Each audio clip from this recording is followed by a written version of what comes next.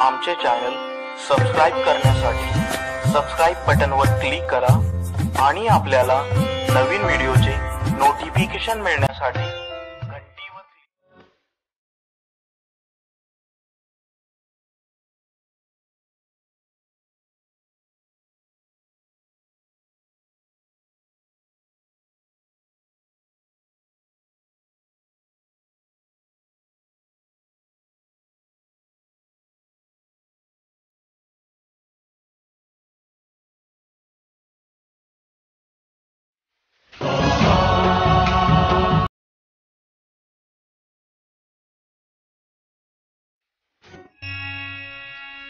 स्वस्ति श्री गणेशाय नमः। श्री सरस्वत्यै नमः। श्री गुरुभ्यो नमः।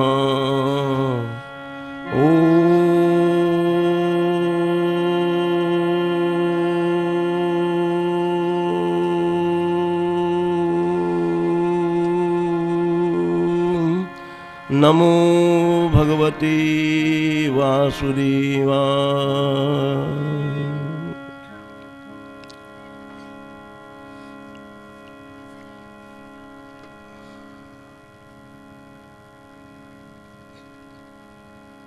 परमात्मा राम सुखों का भंडार है।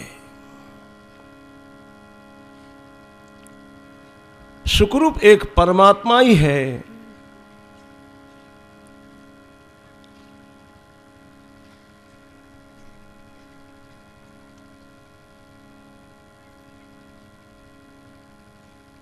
संसार में राम ही सत्य है और बाकी सब मिथ्या है।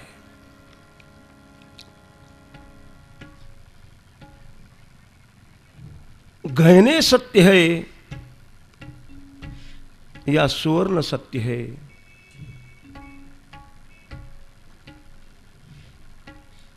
सुवर्ण ही सत्य है। इन गहनों में सुवर्ण का अन्वय है।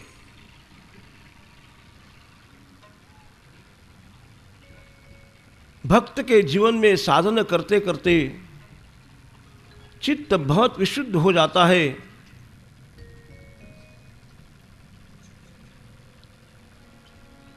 तो सब में परमात्मा का प्रत्यय आ जाता है। सर्वम खल्विदम ब्रह्म, घट घट में रामरमया। हे विश्व अलंकाराचे विश्वरे जरी आहाती आनाने आकारे, पर रचिले एकची भांगारे परब्रह्मे। अस्थि भाती प्रिय रूप एक परमात्मा है आणि नाम रूपात्मक जगत आहे। अस्थि भाती प्रिय रूप असलेला परमात्माच सत्य आहे आणि नाम रूपात्मक जगत हे खोटा आहे। नामरूपात्मक जगताचा लय होतो, उरला उरे विठ्ठल, एक परमात्मा ही रह जाता है। नामरूपाच्या मागे लागलेले किंवा नामरूपामध्ये रममान झालेले जे जीव आहे त्यांना अनन्वित दुःख भोगावं लागतं। अस्थि भाती प्रिय रूप परमात्मा, त्या परमात्म्याचं चिंतन करणारे जे जीव आहे ते सुखाच्या राशीवर आरूढ होतात। राम म्हणता रामची होईजे, पदी बैसुनी पदवी घेईजे। ऐसे सुख वचनी आहे, विश्वासे अनुभव पाहे। विश्वासानं श्रद्धेनं आपण प्रभुचिंतन केलं पाहिजे। त्याचा प्रत्यय आल्याशिवाय राहत नाही। सगळ्या ऋषीमुनींना, सगळ्या साधकांनी आपल्या जीवनामध्ये सगळ्यामध्ये एक परमात्मा आहे आणि सर्वच परमात्मा रूप आहे।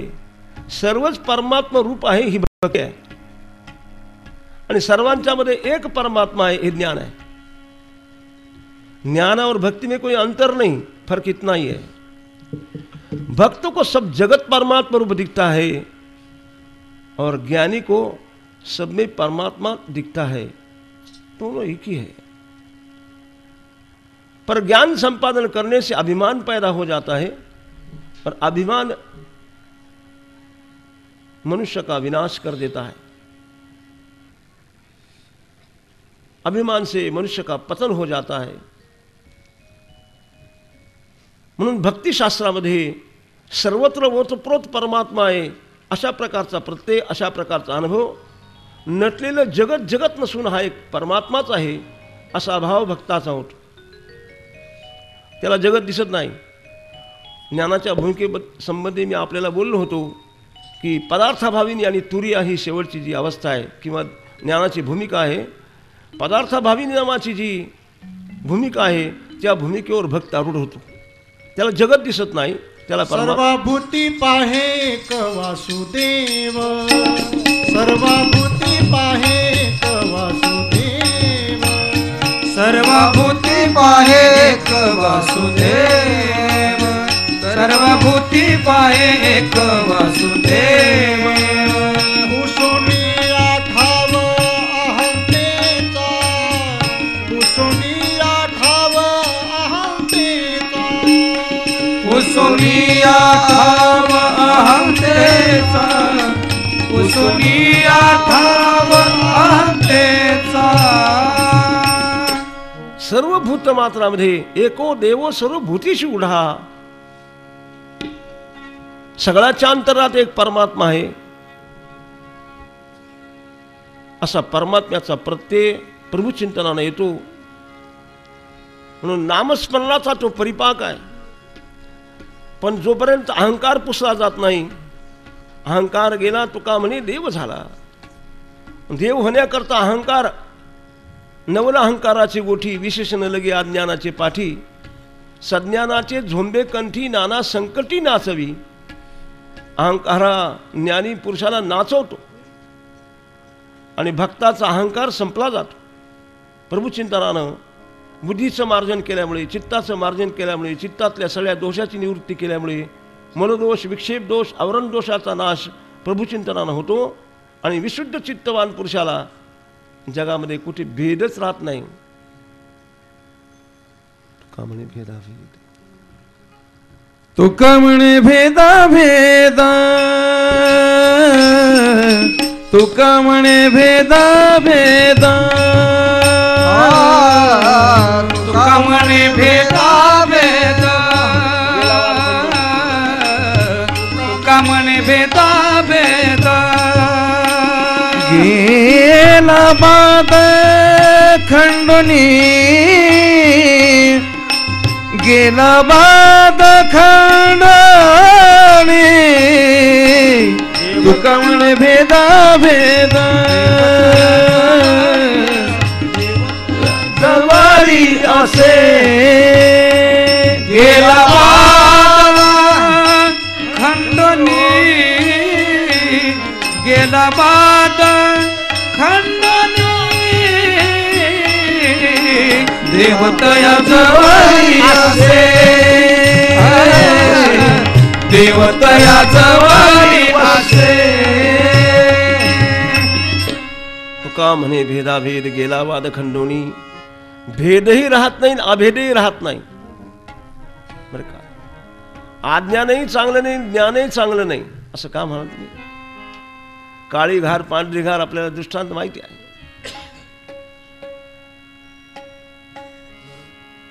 म्हणून ज्ञानाचा अभिमान, नित्यानित्य ज्ञाने अभिमान वाढत, नित्यानित्य ज्ञानानं अभिमान अशा प्रकारचा वाढला जातो।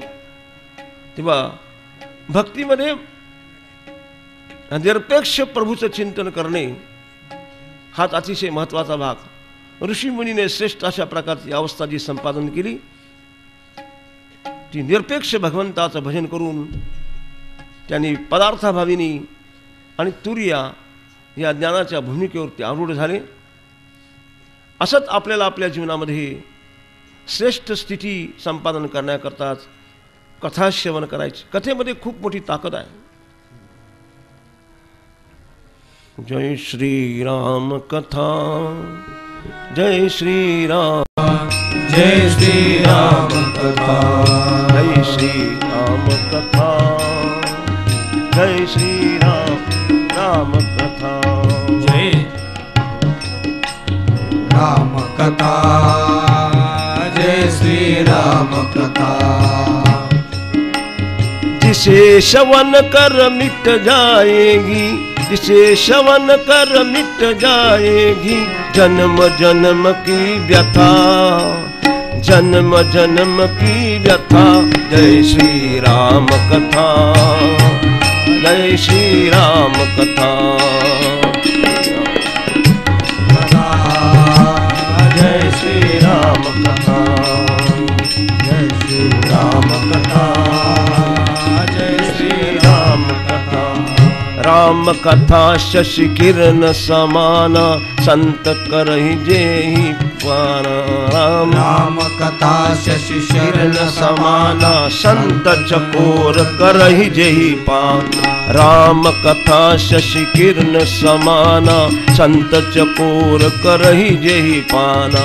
राम कथा शशि समाना, संत चकोर करहि जेहि पाना।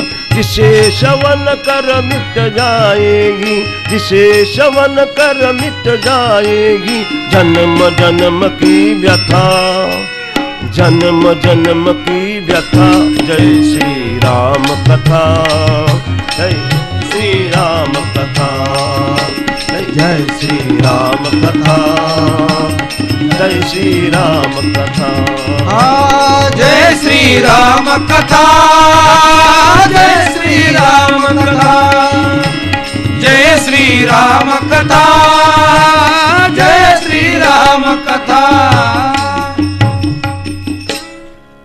जन्म जन्मांतरी मागे लागलेले जे काळभय, त्या काळभयाची निवृत्ती करण्याचं सामर्थ्य कथेमध्ये आहे. कथेनं सगळ्या संसारातल्या व्यथा निवृत्त होतात. सगळ्या ऋषीमुनींनं भगवंताचं लीला संकीर्तन, नाम संकीर्तन आणि स्वरूप संकीर्तन करून श्रेष्ठ अशा प्रकारची अवस्था संपादन केली. जनक राजा, या जनक राजाच्या दशरथाची विदाई झाली. रस्त्यामध्ये परशुराम भेटलेले आहेत.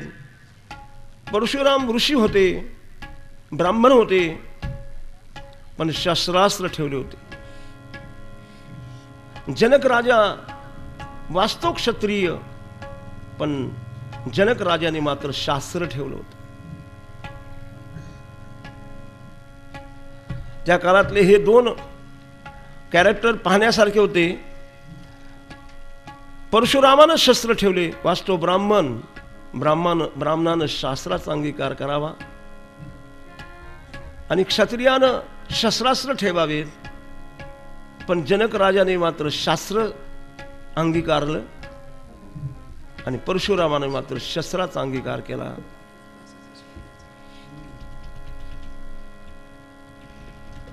भयंकर क्रोधिष्ठ अशा प्रकारचे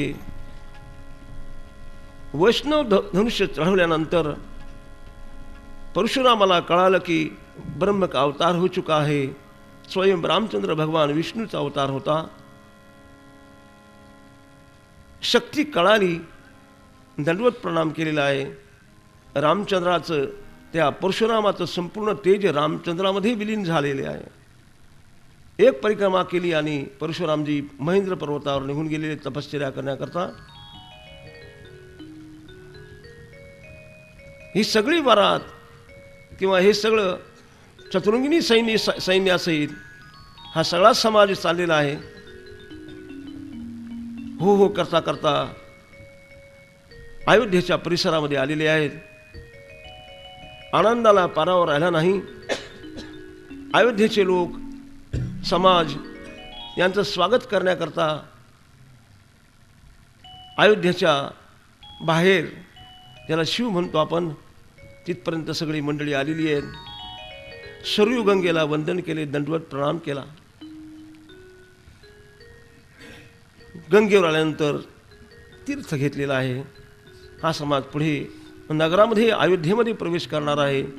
प्रवेशद्वारावर धूमधडाक्याचं स्वागत झालेलं आहे. भाटांनी दशरथाची स्तुती केलेली आहे. जनकाची सुद्धा स्तुती केली आहे. जनकाचं चरित्र सगळ्यांना ऐकायला मिळालं. दशरथाच्या मुखातून सगळ्यांना आनंद झालेला आहे. वशिष्ठांना वंदन केलेलं आहे. नगरीमध्ये प्रविष्ट झालेली आहे.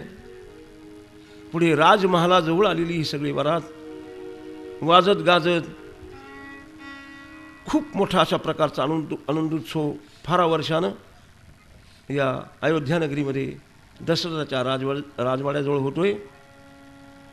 स्वागता करतात सगळं गाव. माता बहिणींनी आपल्या डोक्यावर कळस आणलेली होती. अनेकांनी या चारी जोडप्यांना ओवाळलेला आहे.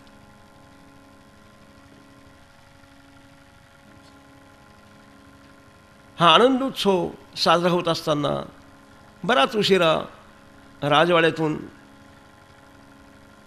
महालाकडे आलेले आहेत. महालाकडे आल्यानंतर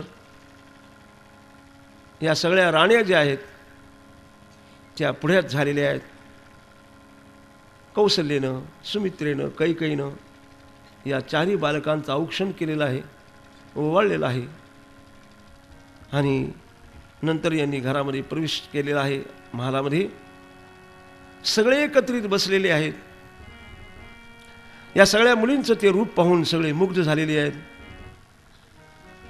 सगळ्या जोड्या अतिसुंदर अशा प्रकारच्या होत्या. योग्य अशा प्रकारे स्त्रियांचा भरणा वर्णन करत होत्या. रूपाचं वर्णन चालू आहे. सगळे बसलेले आहेत. त्यानंतर भोजनाचा कार्यक्रम झालेला आहे. पुन्हा एकत्रित सगळे बसलेले आहे. कारण कौसल्येला फार दिवसानं रामचंद्राचं दर्शन झालेलं आहे.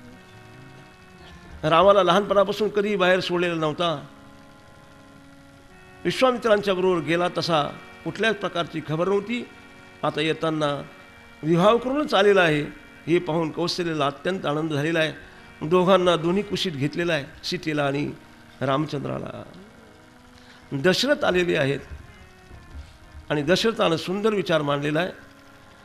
देख बोले, ए भामिनी ध्यान रखना, इन लड़कियों को बोले मैके की याद आना नहीं चाहिए. माहेरची आठवण यांना येता कामा नहीं. अगर इन लोगों को मैके की याद आ गई तो समझना तूने कुछ काला गोरा किया है.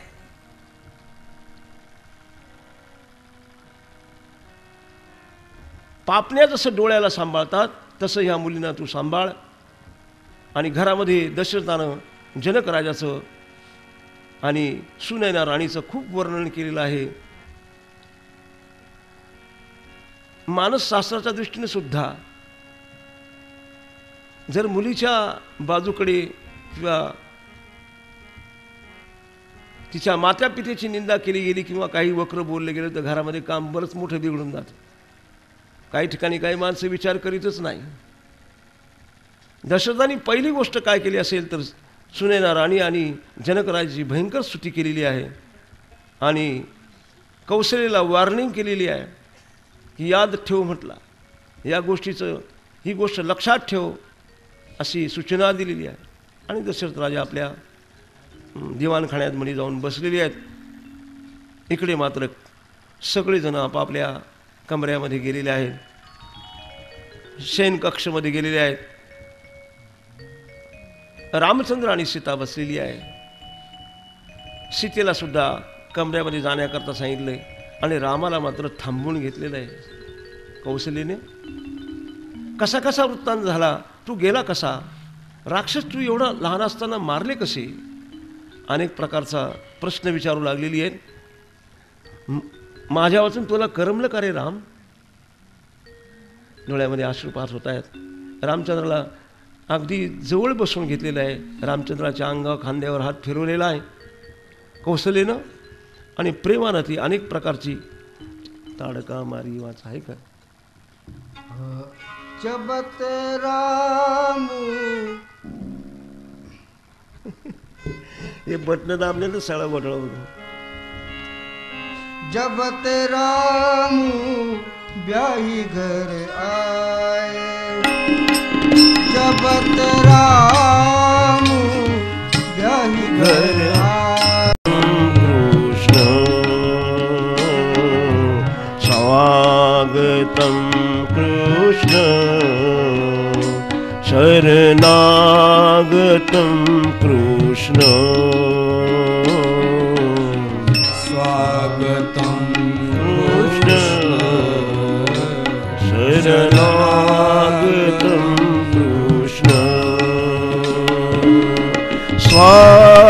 स्वागतं सुस्वागतं शरणागतं स्वागतं सुस्वागतं शरणागतं कृष्ण स्वागतं सुस्वागतं शरणागतं कृष्ण स्वागतं सुस्वागतं शरणागतं कृष्ण स्वागतं कृष्ण सुस्वागतं कृष्ण स्वागतं कृष्ण शरणागतं कृष्ण स्वागतं कृष्ण शरणागतं कृष्ण स्वागतं कृष्ण शरणागतं स्वागतं सुस्वागतं शरणागतं कृष्ण शरणागतं कृष्ण स्वागतं सुस्वागतं शरणागतं कृष्ण स्वागतं कृष्ण शरणागतं कृष्ण हरि बोल शरणागतं कृष्ण स्वागतं कृष्ण शरणागतं कृष्ण स्वागतं सुस्वागतं शरणागतं कृष्ण स्वागतं सुस्वागतं शरणागतं कृष्ण स्वागतं सुस्वागतं शरणागतं कृष्ण स्वागतं कृष्ण शरणागतं कृष्ण स्वागतं कृष्ण शरणागतं कृष्ण स्वागतं कृष्ण शरणागतं कृष्ण स्वागतं कृष्ण शरणागतं कृष्ण शरणागतं कृष्ण शरणागतं कृष्ण सुस्वागतं कृष्ण गतं कृष्ण स्वागतं कृष्ण शरणागतं कृष्ण स्वागतं कृष्ण शरणागतं कृष्ण स्वागतं कृष्ण शरणागतं कृष्ण स्वागतं कृष्ण शरणागतं कृष्ण शरणागतं कृष्ण शरणागतं कृष्ण सुस्वागतं कृष्ण स्वागतं कृष्ण स्वागतं कृष्ण शरणागतं कृष्ण स्वागतं कृष्ण शरणागतं कृष्ण हरि बोल हरि बोल हरि बोल हरि बोल हरि बोल हरि बोल हरि बोल हरि बोल हरि बोल हरि बोल हरि बोल हरि बोल हरि बोल हरि बोल हरि बोल हरि बोल राधे बोल हरि बोल राधे बोल राधे बोल राधे बोल राधे बोल हरि बोल हरि बोल हरि बोल हरि बोल हरि बोल हरि बोल बोल हरि बोल हरि बोल हरि बोल हरि बोल हरि बोल हरि बोल हरि बोल हरि बोल हरि बोल हरि बोल हरि बोल हरि बोल हरि बोल हरि बोल हरि बोल हरि बोल हरि बोल हरि बोल। जय जय श्री राधे, जय जय श्री राधे, जय जय श्री राधे, वृंदावन बिहारी लाल की। विश्वामित्राची विदाय झालेली आहे। पहिल्या सुरुवातीला विश्वामित्राला विदाई देत नव्हती दशरथ राजा, पण विश्वामित्रानं सांगितलं की बहुत दिन हो गए हैं, मैं आश्रम के बाहर हूं। आणि साधुनिक कौटुंबिक माणसामध्ये जास्त राहू नये, काम बिघड जात आहे। या न्यायाला अनुसरून विश्वामित्रजी आपल्या आश्रमात निघून गेलेत। याचे बालकांडाची समाप्ती झालेली आहे। दुसरं कांड जे अयोध्या कांड, युद्ध न भवति टीति अयोध्या, जहाँ किसी प्रकार का युद्ध होता नहीं ऐसा चित्त ही अयोध्या है। अयोध्यामध्ये 4 चांद लागलेले आहेत, आनंदाला पारावर नाही।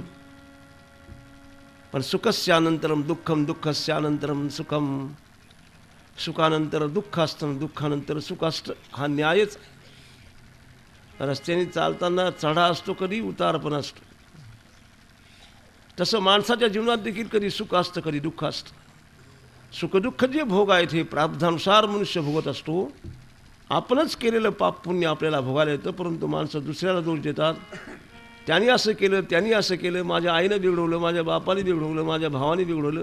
कोणी बिघडवायला समर्थ नाही, लक्षात ठेवा। आपलं कर्मच केले, कर्मफळ भोगवी बांधुनिया, आपलं कर्मच आपल्याला भोगण्याकरता आलेलं आहे।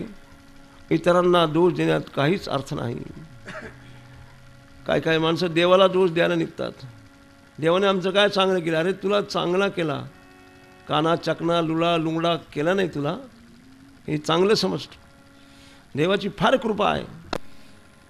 धर्म रक्षिती रक्षितः, म्हणून मुलांच्यावर जितके चांगले संस्कार करता येतील।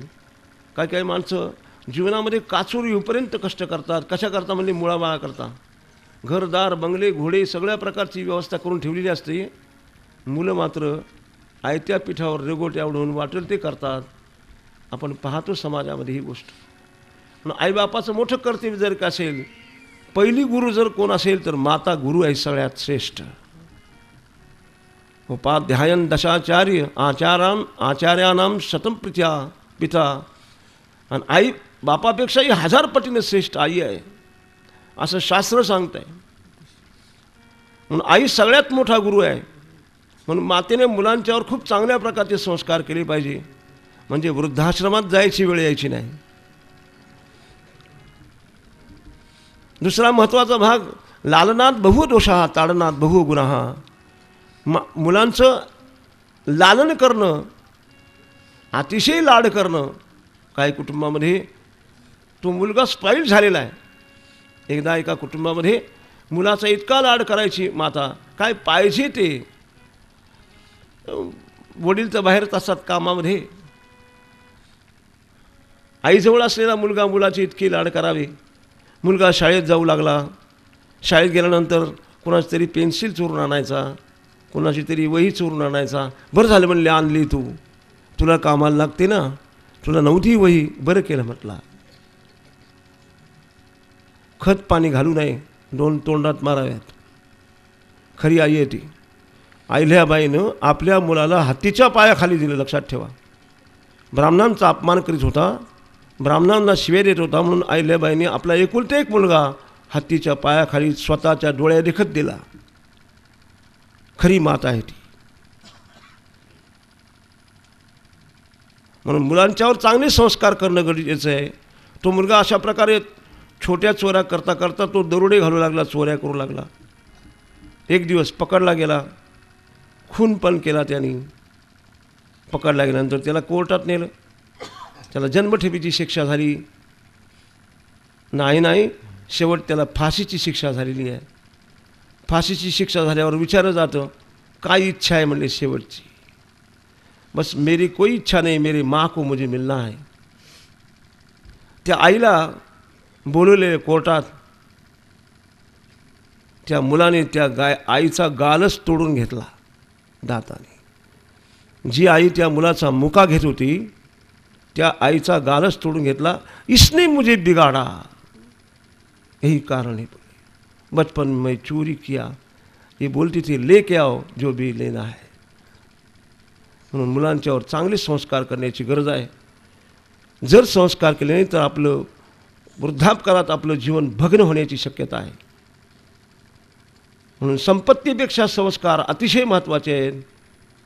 कथेनं माणसाला संस्कारच मिळतात. सत्संस्कार मर्यादा पुरुषोत्तमाची लीला आहे.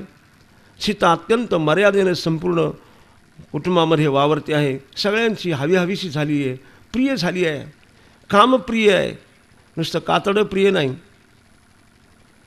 बाहेर रंगानं किती मनुष्य चांगला असला पण त्याचं कर्तृत्व जर चांगलं नसेल तर तो प्रिय ठरला जात नाही. माणसाचं कामप्रिय असतं. तसं सगळ्यांची सेवा करावी आणि सगळ्यांना संतुष्ट करावं. सीता अत्यंत आदबीनं अत्यंत प्रेमानं सगळ्यांची वागत होती, सगळ्यांची सेवा करत होती.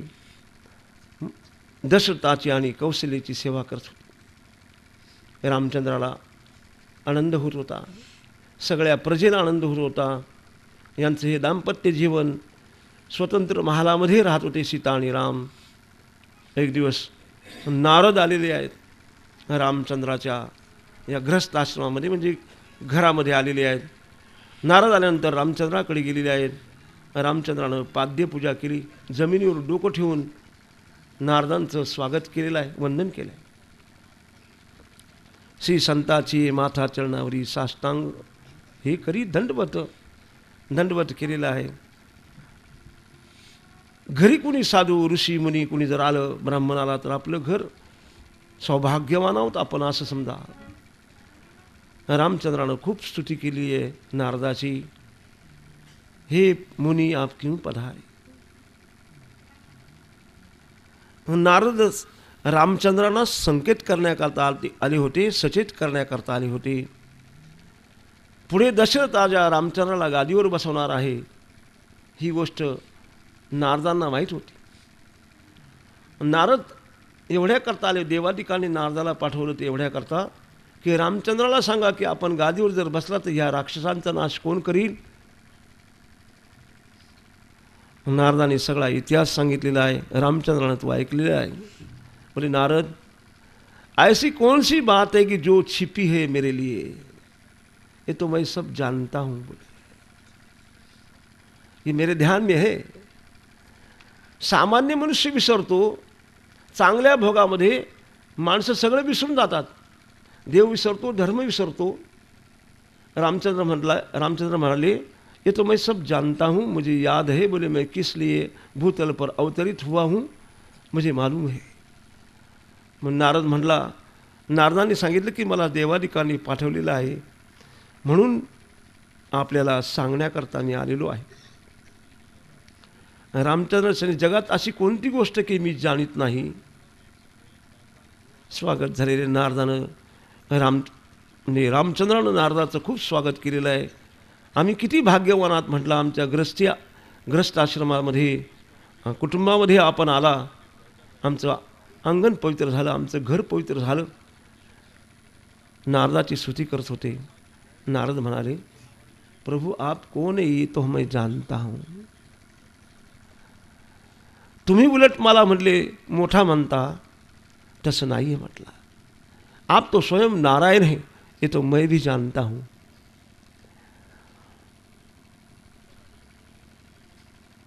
आप हमें बड़प्पन दे रहे हैं, तुम्ही मला मोठेपणा देता म्हटला. तुम्ही कोण आहे हे मला माहिती आहे. सीता तरी कोण आहे. आल्हादिनी शक्ती आहे, प्रत्यक्ष लक्ष्मी आहे आणि आपण आदिनारायण आहात. पुन्हा नारद स्तुती करतायत देवाची, देवाला वंदन करतात. देवाची एक परिक्रमा केलेली आहे आणि नारदानी रामचंद्राचा तो निरोप घेऊन देवादिकांना कळवण्याकरता नारद गेलेले आहेत. रामचंद्राचा काल हा मोठ्या आनंदात चाललेला आहे. आता दररोज दरबारात जावं. एक पत्नी, एक वचनी, एक बाणी. रामचंद्राचा म्हणजे रामचंद्राचं भोजन कौशल्या माता, दशरथाचं भोजन कौशल्या माता करत होत्या. आनंदात अशा प्रकारचा काल चाललेला आहे. दशरथ राजा हा अतिशय आनंदात आहे. अयोध्यामध्ये हे मंत्रिमंडळ जे आहे, काही प्रजा विचार करू लागली की दशरथ राजा आता खूप वृद्ध झालेला आहे, रामचंद्र आता अत्यंत समजदार झालेले आहेत, विवाह झालेला आहे, आता निश्चित राज्याचा सांभाळ करू शकतील बरं का.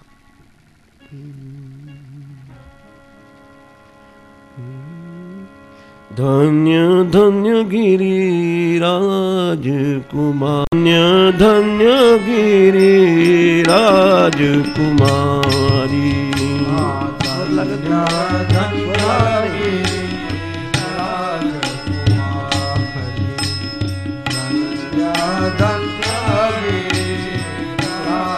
कुमारी धन्य धन्य गिरिराज कुमारी, धन्य धन्य गिरिराज कुमारी. धन्य धन्य गिरिराज कुमारी, धन्य धन्य गिरिराज कुमारी. तुम समान नहीं कोउ उपकारी, तुम समान नहीं कोउ उपकारी. तुम समान स्वर लागत नाही. उपकारी, तुम समान कोई उपकारी.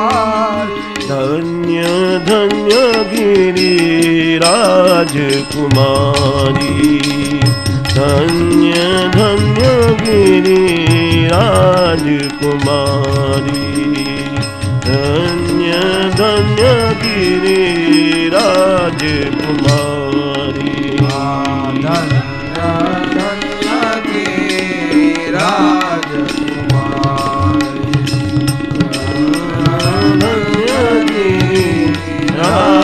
राजकुमारी, धन्य धन्य राजकुमारी. पूछे वो रघुपति कथा प्रसंगा, पूछे वो रघुपति कथा प्रसंगा, पूछे वो रघुपति कथा प्रसंगा, पूछे वो रघुपति कथा प्रसंगा. सकल लोक जगी पावनी गंगा, सकल लोक जगी पावनी गंगा. सकल लोक जगी पावनी गंगा, सकल लोक जगी पावनी गंगा. पूछे वो रघुपति कथा प्रसंगा, पूछे वो रघुपति कथा प्रसंगा. कथा प्रसंगा, कथा प्रसंगा.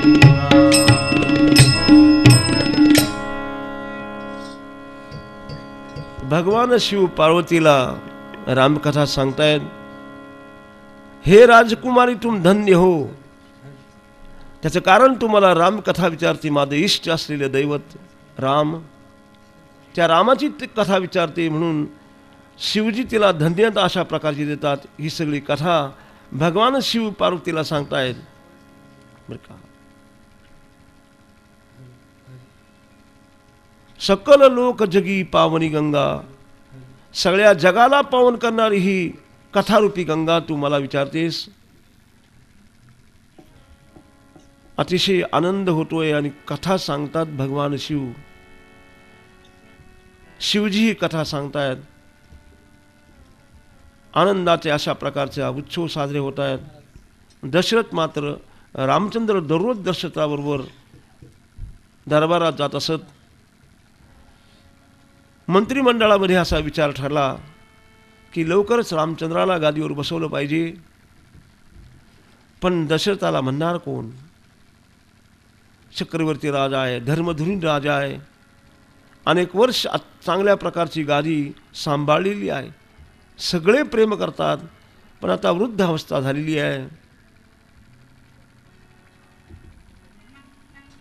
नगरीतील लोक देखील विचार करत होते की आता लवकरच रामाला राजगादीवर बसवलं पाहिजे. आनंद मंगल अशा प्रकारे अयोध्यामध्ये आहे. रामचंद्र हे दरबारात जाऊन न्यायाचं कार्य कसे करतात. बराच वेळ अशा प्रकारे दरबारात थांबावं. मंत्रिमंडळाच्या बरोबर स्वतंत्र अशा प्रकारे आसन ठेवलेलं होतं रामचंद्राच्या करता. ही भगीरथाची गादी होती, सूर्यवंशाची गादी होती. पूर्व जे लोक त्या गादीवर बसत होते त्या गादीचं रोज पूजन केलं जात असे.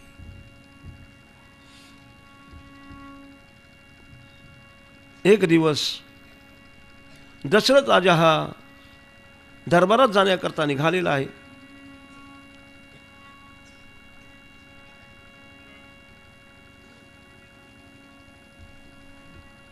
त्या अगोदर कैकेयीचा एक भाऊ युधाजित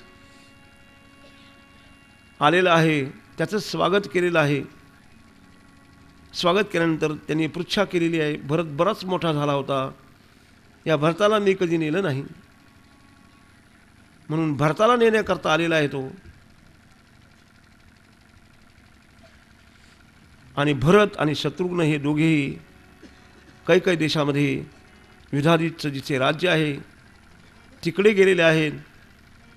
आणि इकडे रामचंद्राला गादी द्यायचं आहे असा विचार सुरू झालेला आहे.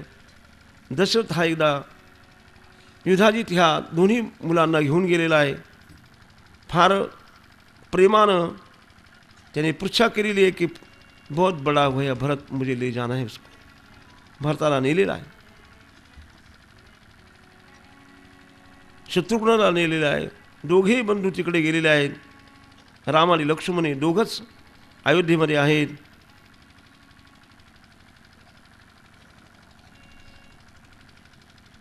एक दिवस दशरथ हा दरबारात जाण्याकरता निघालेले दशरथ डोक्यावरचा मुकुट जो आहे तो तिरका झालेला आहे.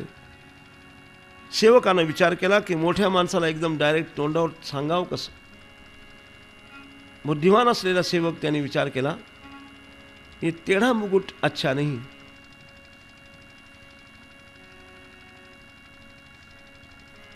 काही काही गोष्टी अपशकून ठरला जातो. काही काहींच्या घरामध्ये बैल असतात, बैल, त्या बैलाचा खांद जर असा पडला तर त्या घरावर काहीतरी अरिष्ट आल्याशिवाय राहत नाही असं म्हणतात. मला फारसा अनुभव नाही त्याचा, पण ते सत्य आहे. तेव्हा असा मुकुट तिडका झालेला होता. पण बुद्धिमान असलेल्या सेवकानं पटकन एक आरसा पुढे केलेला आहे.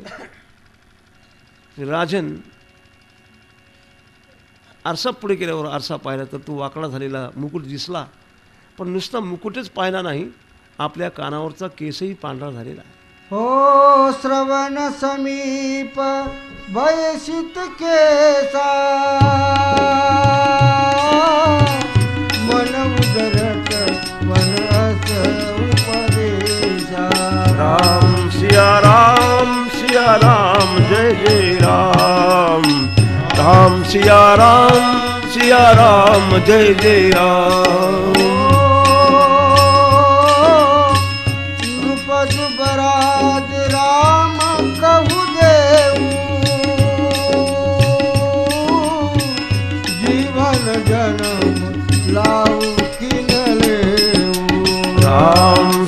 राम जय जय राम, राम सिया राम जय जय राम।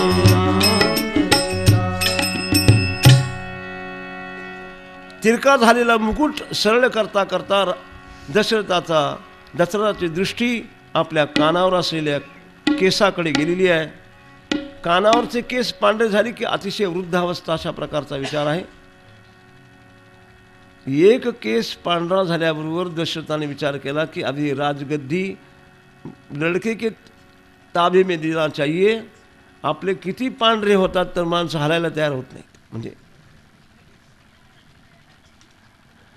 खरं तर शास्त्र आहे, मुलांनी आपल्याजवळून सगळं हिसकावून घ्यायच्या अगोदरच ताब्यात देऊन मोकळं व्हावं.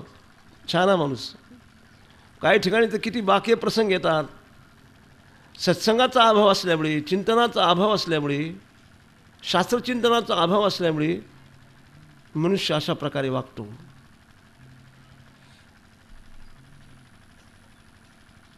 म्हणून या सगळ्या गोष्टी अतिशय प्रेमाने घडल्या पाहिजेत. काय ठिकाणी मुलगा आणि वडील यांच्यामध्ये कोर्ट कचेऱ्या चालतात. कधी कधी मला मोठा शोक वाटतो. म्हणजे अवघड गोष्ट. एक दिवस सगळं सोडायचं आहे. काही लोकांना भाऊ चालत नाही पण दुसरा माणूस चालतो.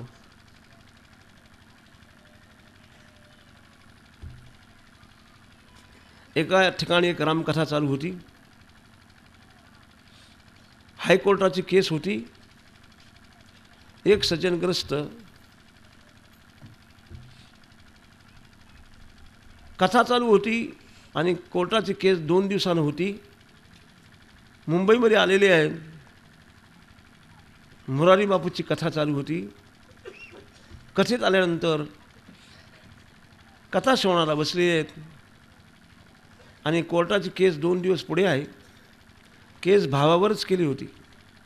नाही काही माणसं एवढंच ईट ड्रिंक अँड बी मेरी, खायचं प्यायचं मस्त राहायचं, बाकी काहीच विचार नाही. पण सत्संगाशिवाय माणसाच्या जीवनामध्ये परिवर्तन होऊ शकत नाही. दशरथानं पाहिलं आपला एक केस पांढरा झालेला आहे कानावरचा. तो पाहिल्याबरोबर निश्चय केलेला आहे की बस अभी ये गद्दी राम को दे देना है. हा विचार घोळत होता. त्या अगोदर चर्चा झालेली होती. नगरातले काही मंडळी आणि या मंत्रिमंडळात देखील ही चर्चा झाली होती. दशरथ जी बहुत वृद्ध हुए हैं, अभी गद्दी राम को देना चाहिए.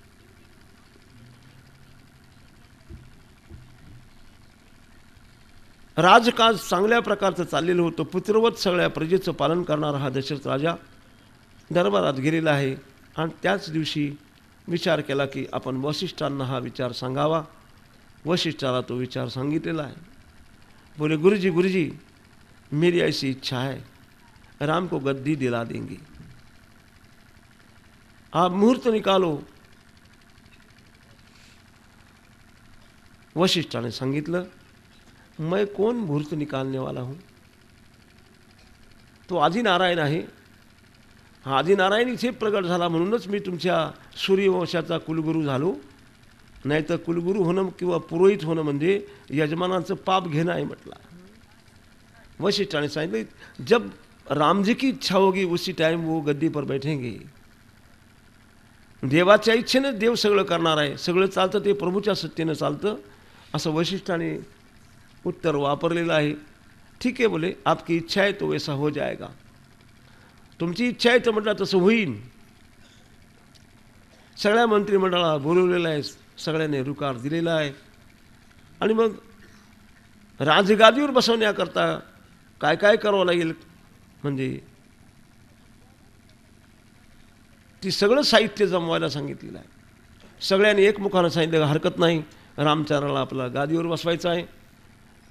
रोजचा नित्यक्रम दरबारात जावं, रामचंद्रानं न्यायाचं कार्य करावं, काही न्याय द्यावा, अशा प्रकारचं कार्य चालू आहे.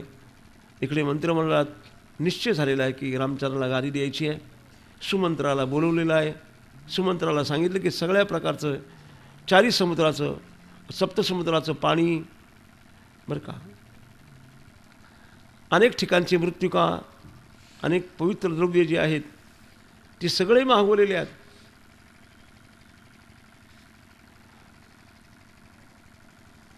राज्याभिषेक करण्याकरता लागणाऱ्या जेवढ्या सगळ्या गोष्टी आहेत, पदार्थ आहेत, ते पदार्थ एकत्रित करण्याला सुरुवात झालेली आहे. सगळे पदार्थ एकत्रित केलेले आहे आणि रामचंद्राला गादीवर बसवायचं असा एक मुहूर्त शोधलेला आहे. 16 कन्यांच्या डोक्यावर 16 सुवर्णाचे कलश देऊन त्या कुठे उभ्या करायच्या, जिथे राज्याभिषेक होणार आहे त्या राज्याभिषेकाच्या त्या मैदानावर बाजूनी काही सुपारीची झाडं, नारळाची झाडं, अनेक प्रकारचे झाडे रोपण केले गेले आणि 16 ठरलेल्या सगळ्या तीर्थांचं पाणी आणण्याकरता सेवक पाठवलेले आहेत. सेवक गेलेले आहेत, सगळे पदार्थ एकत्रित झालेले आहेत. सुमंत्राने सांगितले की सगळे पदार्थ तयार झालेले, रेडी झालेले आहेत. ज्या प्रांगणावर आपल्याला हा राज्याभिषेक करायचा आहे, चतुरंगिणी सेना कुठे उभी करावी, कशी उभी करावी, कोण कोण ब्राह्मणांना बोलावे, वामदेव वगैरे वगैरे, विश्वामित्र, वशिष्ठ, शतानंद, हे अनेक ऋषीमुनी तिथे बोलवले गेले आणि हा मोठा अशा प्रकारचा सोहळा करायचं ठरलेला आहे. तिथी ठरली, मिती ठरली, वेळ ठरला आणि सगळं साहित्य एकत्रित केलं आहे.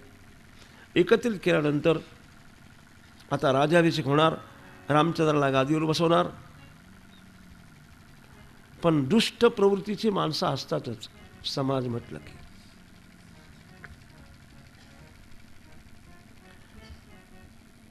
जसं कुत्र्याला गती आवडत नाही तशी काही माणसांना चांगलं आवडत नाही. कुत्रा बघा मोटरसायकल चालवायचं धावणार, त्याला गती आवडत नाही.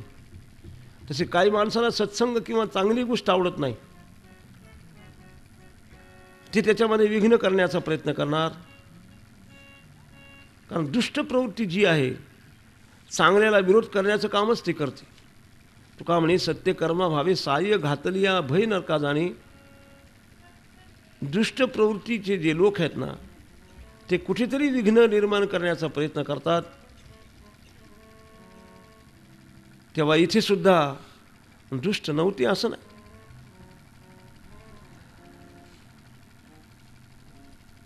इकडे देवादिकांनी विचार केला की जर राम गादीवर बसला तर या राक्षसांना कोण मारणार, आमचं कार्य तसंच राहील.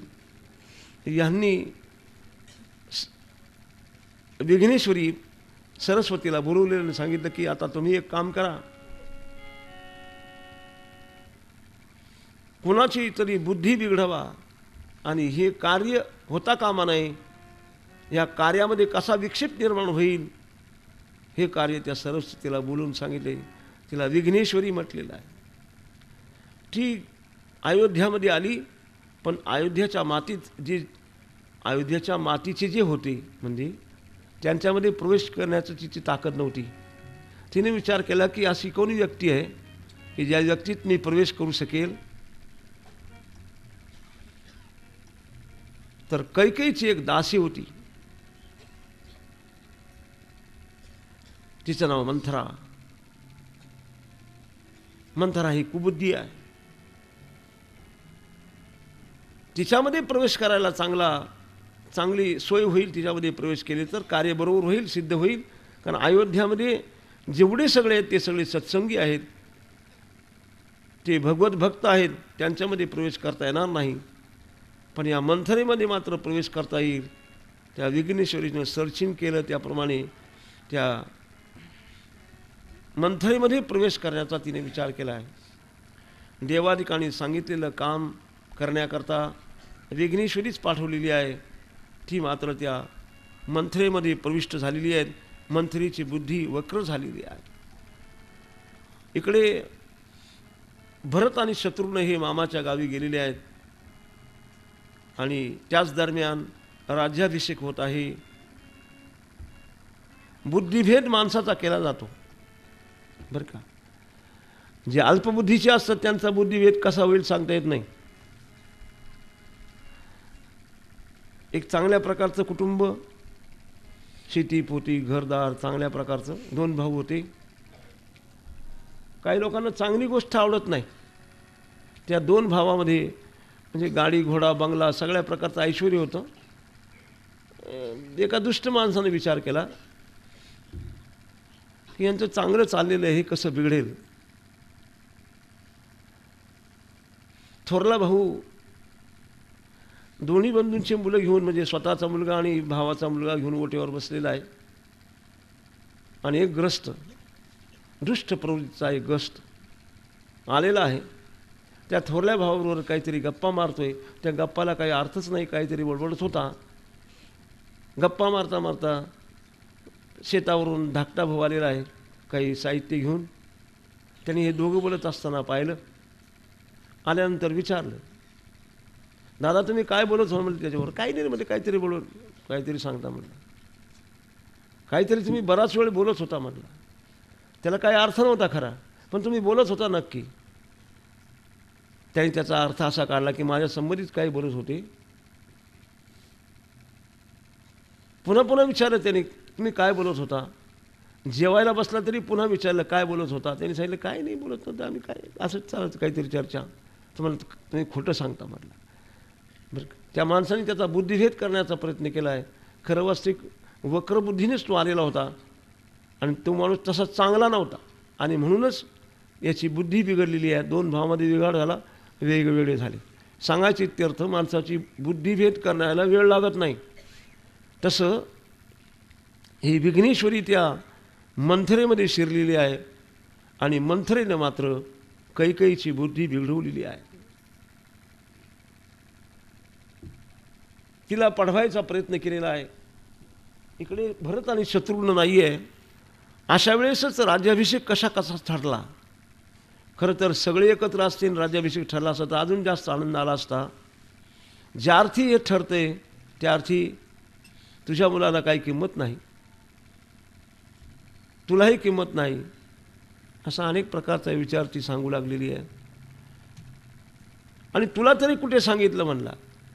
घाई गडबडीत काही वेळेस काही गोष्टी एखाद्याला सांगता येत नाहीत. फार त्वरित अशा प्रकारचा हा कार्यक्रम ठरला होता. तसं तर कैकेयी वारंवार दशरथाला म्हणत होती की आता तुम्ही खूप वृद्ध झालेला आहे, माझ्या रामाला तुम्ही गादीवर बसून द्या. रामावर इतकी प्रेम करत होती कैकेयी, तरीसुद्धा कैकेयीची बुद्धी मंथरेने बिघडवलेली आहे. वारंवार कैकेयी म्हणत होती की माझा राम, माझा राम, परंतु हा भाव एका वक्रबुद्धीमुळे संपलेला आहे आणि मंथरेने तिची बुद्धी बिघडवलेली आहे. राज्याभिषेकाच्या आगल्या दिवशी सगळी पूर्ण तयारी झाली. दुसऱ्या दिवशी राज्याभिषेक करायचा आहे. सगळ्या नगरीमधले लोक भयंकर आनंदी झालेले आहेत. आपल्या सगळ्या नगरामधल्या माता भगिनी, स्त्री पुरुष यांनी उत्कृष्ट प्रकारचे नवीन कपडे केलेले आहेत. सकाळी लवकर उठायचं आहे. लवकर अशा प्रकारे हा कार्यक्रम सुरू होणार आहे. कौसल्या मातेने सुंदर प्रकारची मिठाई तयार केलेली आहे रामचंद्राकरता, सकाळी सीतेकरता.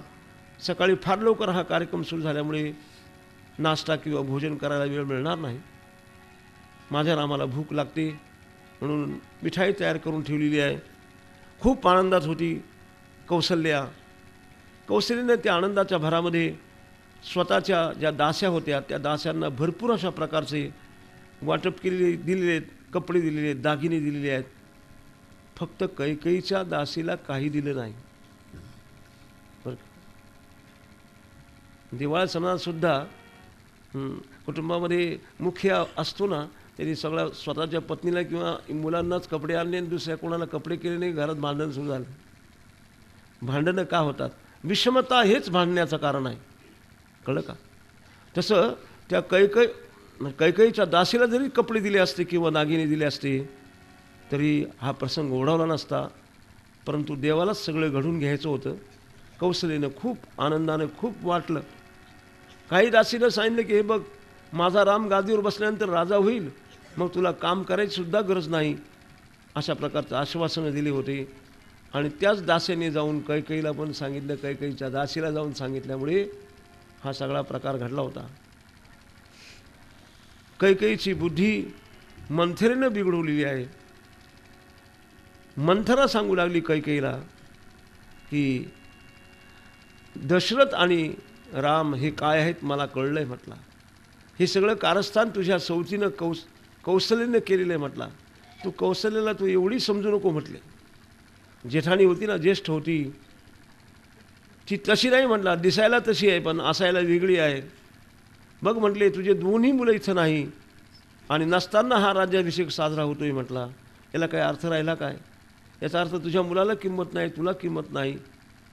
आणि राम राजा झाला म्हणजे मग तर मात्र तुला कौशल्याच्या अधीन राहावं लागेल. नाही तुला कौशल्याचं दासी व्हावं लागेल. मग मात्र काही म्हटली, ये तो कभी नहीं हो सकता, मैं किसी की दासी नहीं होगी, मैं ही राजकन्या हूं. तिचे वडील राजा होते, मैं ऐसी दासी थोडी होंगी. पहिल्यांदा तर त्या मंत्रीला तिनं झापलेला आहे. कशाला म्हणले तू असा उलटा विचार मला सांगतेस. म्हटला माझा राम फार चांगला आहे, मी रामावर प्रेम करते आणि तू काहीतरी खोटं सांगते म्हटला. मग मात्र मंथरा चूप झालेली. मंथरा म्हटली, मी थोडीच म्हटला राजाची राणी होणार आहे, दासीची राणी थोडीच होणार आहे म्हटला. ये तो बोले तेरे ऊपर मेरा बहुत प्यार है इसलिए मैं बताती हूँ, तुझ्यावर माझं भयंकर प्रेम आहे म्हटला, म्हणूनच तुला मी या सगळ्या गोष्टी सांगते म्हटला. तुझी इच्छा नसेल तर मी सांगणार नाही परत. मंथरेनं मुख गिळलेले, बोलेच ना. पुन्हा कैकेयी जवळ गेली. कैकेयीने विचारले. दुष्ट आणि त्याच्या पुढचा भाग म्हणजे मंथरेनं कैकेयीला आलिंगन दिलेलं आहे. दुष्ट माणसाचा स्पर्शसुद्धा होता कामा नाही, तो सुद्धा माणसाला बिघडवतो. माशीच्या सोंडेमध्ये विष असतं, विंचवाच्या नांगीत विष असतं, सापाच्या दातात विष असतं आणि दुर्जनाचं सर्व अंग विषारी असतं.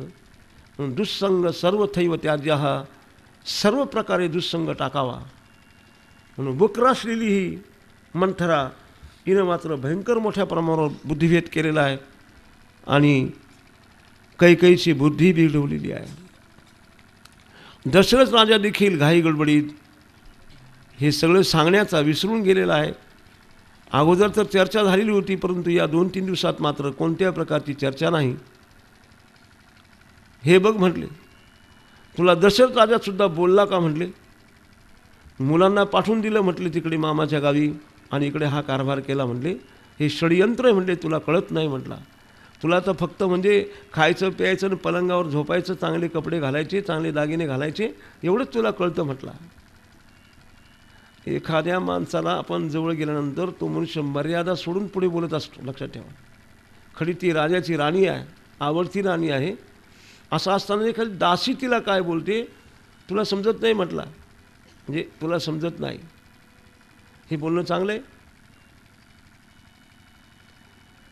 एखाद्या माणसाला उगाचच मोठेपणा दिला की त्याचा परिणाम किती भयानक होतो पहा. तसं या दासीला विशेष महत्त्व दिल्यामुळे कैकेयीचा तिनं बुद्धिभेद केलेला आहे.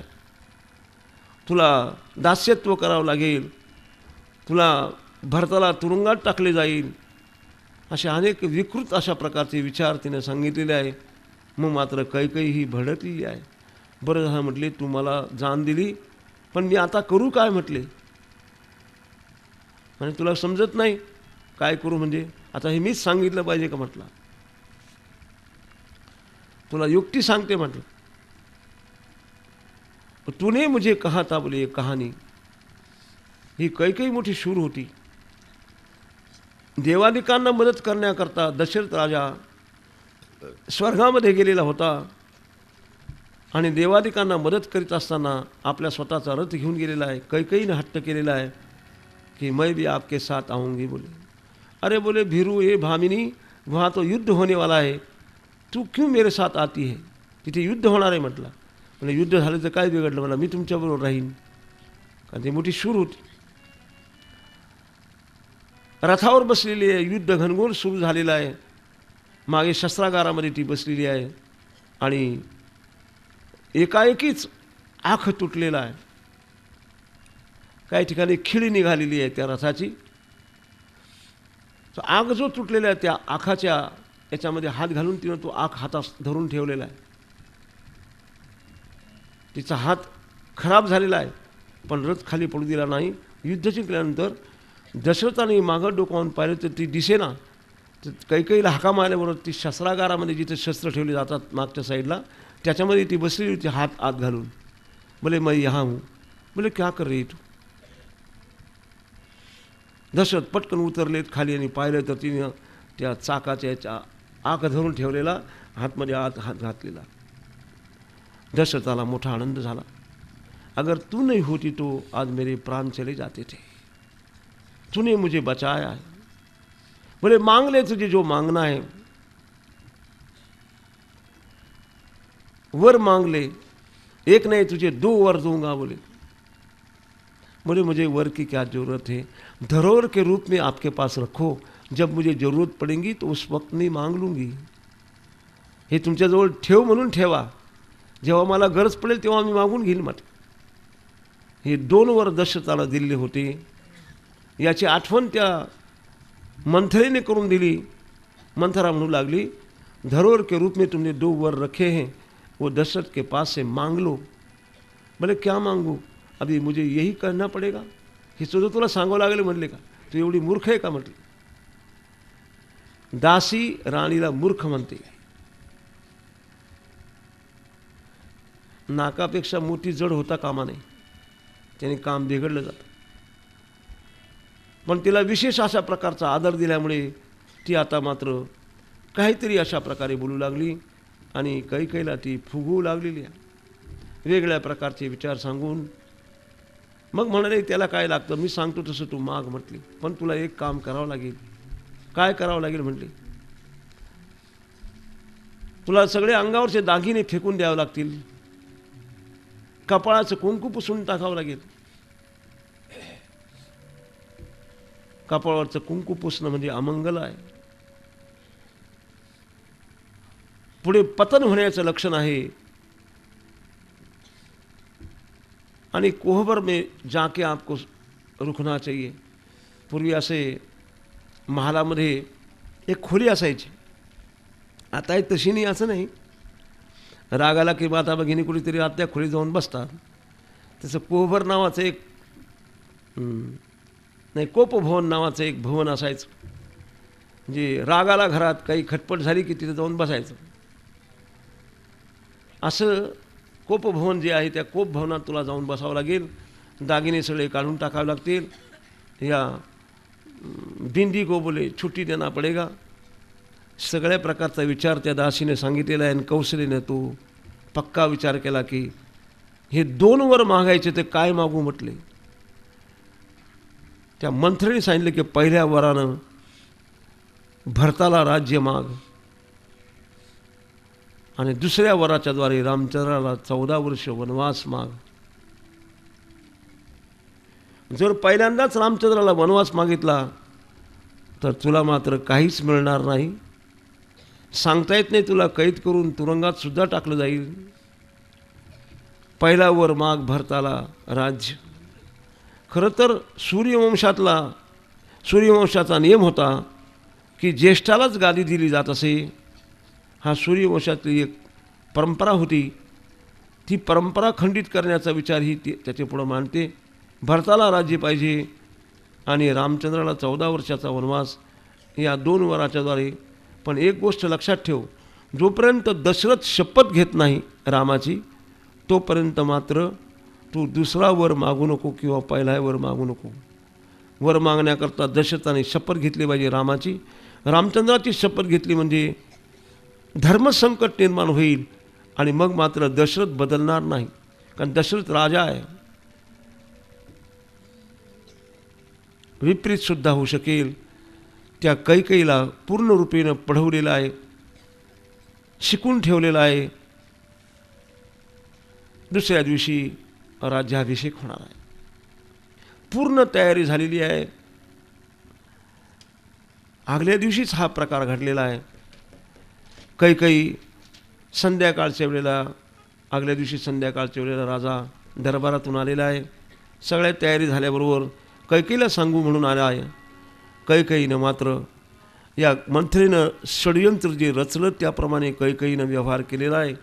कैकेयी कोपभवनात जाऊन बसलेले आहे, काळे कपडे घातलेले आहेत अंगावर, आपले सगळे दागिने असे जमिनीवर फेकून दिलेले आहेत आणि अर्ध कुंकू पुसून टाकलेलं आहे। अशा रीतीने ती जमिनीवरच पोहडलेली आहे, पडलेली आहे। दशरथ आल्यानंतर स्वागत करण्याकरता आली नाही। दशरथ जाताना आणि येताना दोन्ही वेळेला कैकेयीच्या महालामधूनच जात असे, कैकेयीच्या महालातच संध्याकाळी येत असे आणि कैकेयी दशरथाच्या अंगावरचा अंगरखा, टोप, मुकुट हे सगळं हाताने काढत असे आणि महालामध्ये ठेवीत असे। आज दास्या नाही आणि कैकेयी सामोरी आलेली नाही हे पाहून दासीला विचारलं, बोले कहाँ है महारानी? बोले मुझे मालूम नहीं, शायद बोले कोप भवन ने होगी, कदाचित कोप भवनात असेल असं म्हटल्यावर दशरथाला धसका बसलेला आहे. कोप भवन में क्यों, क्या हो गया? मेरे राम का राज्याभिषेक है और ये कोप भवन में जाके बैठी क्यों? दशरथ मोठ्या जड पावलानं गेलेला आहे. कुठेही कमऱ्यामध्ये नाहीत, शयनगृहात शयन कक्षामध्ये नाही. दासीने कोप भवन सांगितलं त्याप्रमाणे कोप भवनाकडे गेलेले आहेत आणि ही जमिनीवरच पोहडलेली आहे.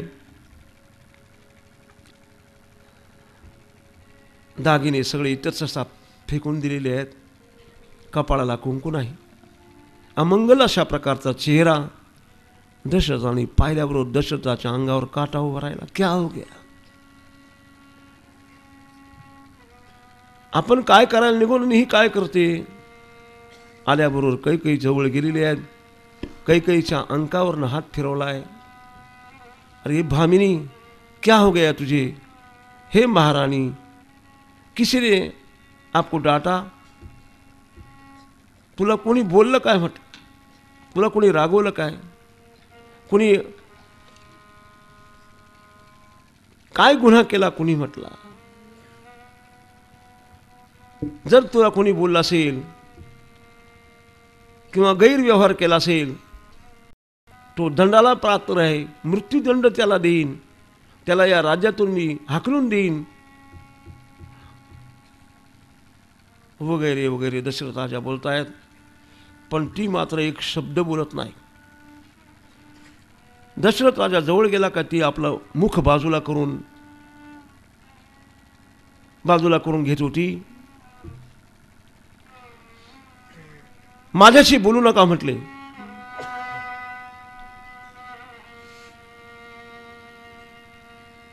दशरथाने विचार केला की काय गुन्हा झाला? 8-15 दिवसापूर्वी तर म्हणत होती की रामाला लवकर गादीवर बसवा, आता तीच अशा रीतीने वागते. काय घडलं काय? काही समजेना दशरथाला. दशरथ दिंगूड झालेले आहेत. पुन्हा जवळ गेलेले आहेत. जवळ जाऊन परत तिच्या अंगावर हात फिरवलेला आहे. तिला सांगितलं की असं करू नकोस. हे अमंगल वेश कशा करता धारण केला? तुला पाहिजे ते देईल म्हटला. तू कशा करता असं वागतेस म्हटला. माझ्या रामाचा राज्याभिषेक उद्या आहे. देशोदेशीचे राजे आलेले आहेत. सगळे आप्तेष्ट आलेले आहेत. यांना मी काय तोंड दाखवू म्हटलं. शेवट हो करता करता दशरथानं कैकेयीच्या पायाला स्पर्श केला. यह बहुत बड़ा पाप है.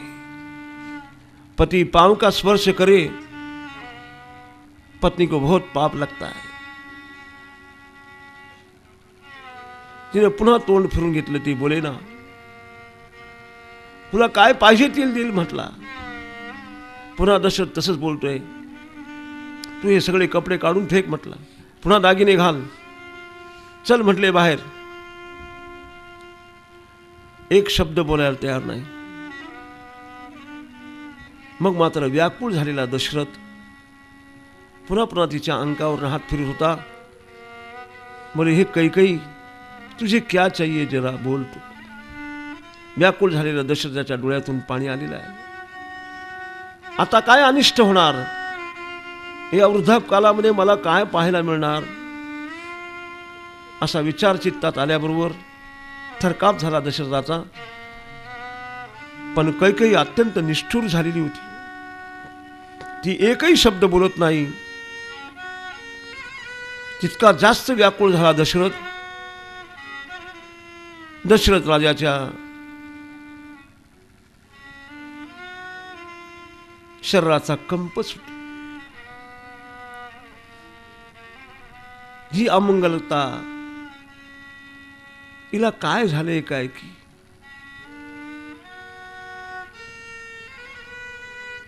मैं सच बोलता हूं, राम की सौगंध लेकर बोलता हूं, तुझे जो चाहिए वो दूंगा. रामाची शपथ घेतल्याबरोबर कैकेयीने जिभल्या साठलेल्या आहेत. आता माझं काम झाल्याशिवाय राहणार नाही. मग मात्र कैकेयी बोलायला सुरुवात करते. मेरे 2 वर आपके पास धरोहर के रूप में मैंने रखे. ठेव म्हणून तुमच्याकडे मी 2 वर ठेवलेले आहेत. बोले कब? भूल गए बोले आप?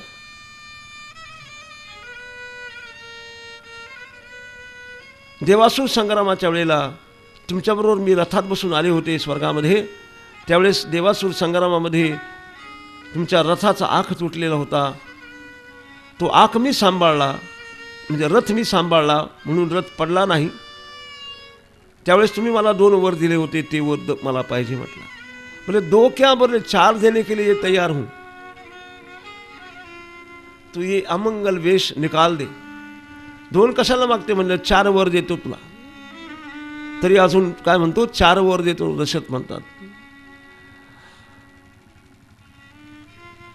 रामाची शपथ घेतल्यामुळे कैकेयीच्या पूर्ण ताब्यात दशरथ गेलेला आहे. तिने सांगितलं 4 नको, मुझे 2 ही चाहिए. निष्ठुरपणानं ती अत्यंत कडक भाषेमध्ये बोलते. तमा बाळगीत नाही का हा पती आहे, राजा आहे. कारण रामाची शपथ घेतल्यामुळे दशरथ हा बांधलेला आहे. ती सांगू लागली,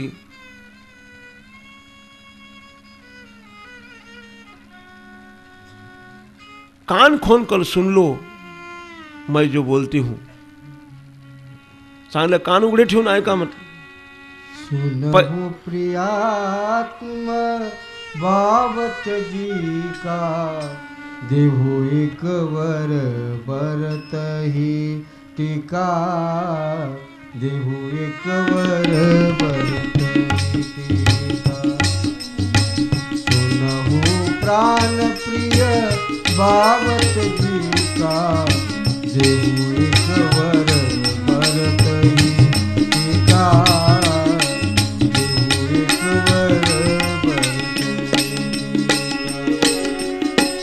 मागऊ दुसर वर कर जोरी, पुरवहु नाथ मनोरथ मोरी. मागऊ दुसर वर कर जोरी, पुरवहु नाथ मनोरथ मोरी. तापस वेश विशेष उदासी, 14 बरिस राम बनवासी. 14 बरिस राम बनवासी. सुनहु प्राण प्रिय भावत जी का, देहु एक वर बरत ही टीका. देहु एक वर बरत ही टीका. देहु एक वर बरत ही टीका. देहु एक वर बरत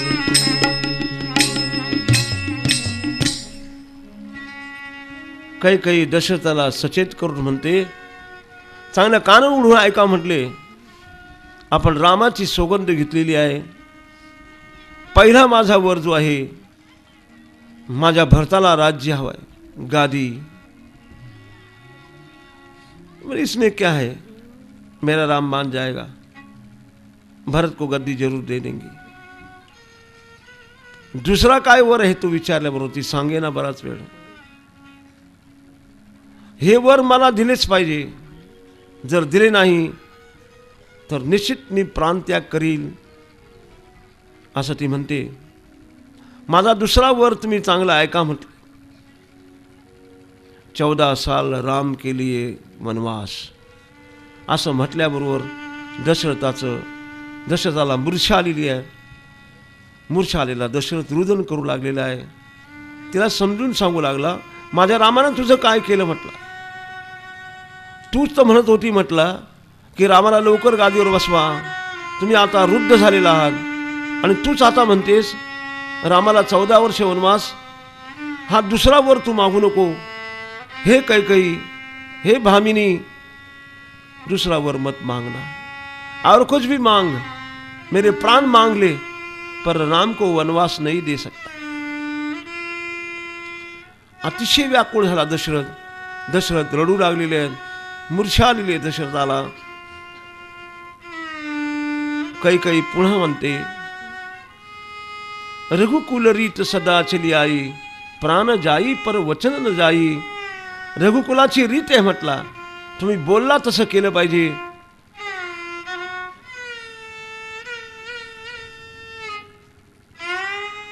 रघुकुलाची सगळी जाईल. अनेक वक्र अशा प्रकारचं बोलते काही. दशरथ व्याकुळ झालेला आहे. दशरथाने विचार केला, पुन्हा पुन्हा समजवण्याचा प्रयत्न केला. तिच्या अंकावर हात फिरवलेला आहे. हे भामिनी, तू ये दूसरा वर मत मांग बोले. भरत को जरूर गादी दूंगा, पर दूसरा वर राम को बोले मेरे से बिलग मत कर. राम ही मेरा प्राण है, राम के बगैर मैं जिंदा नहीं रह सकता. कशा करता तू रामाला वनवास देतेस? रामानं तुझं काय बिघडवलं? ती मात्र लक्ष द्यायला तयार नाही. अत्यंत निष्ठुर झालेली आहे.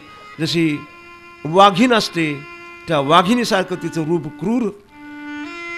दशरथ व्याकुळ होऊन रुदन करू लागलेले आहेत.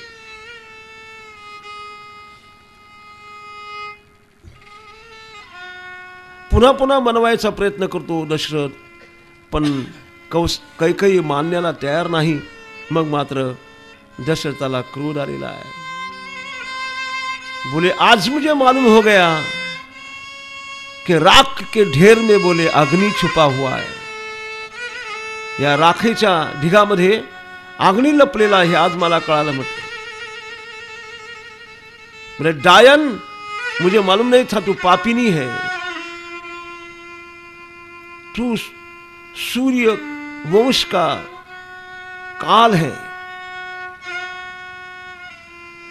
खूप बोललेले आहे. आणि बोलता बोलता मात्र दशरथाने शेवटचे एक वाक्य वापरलं की शादी में तेरा जो हाथ पकड़ा था वो मैंने आज छोड़ दिया, तेरा मेरा कुछ संबंध नहीं रहा.